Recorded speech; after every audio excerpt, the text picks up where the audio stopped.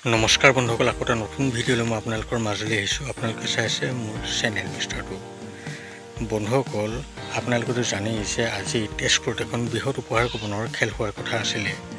আজিৰ দিনটোতে এই লটাৰী খেলখনৰ সম্পূৰ্ণ ৰিজাল্ট আৰু লাইভ হোৱাৰ কথা আছিলে।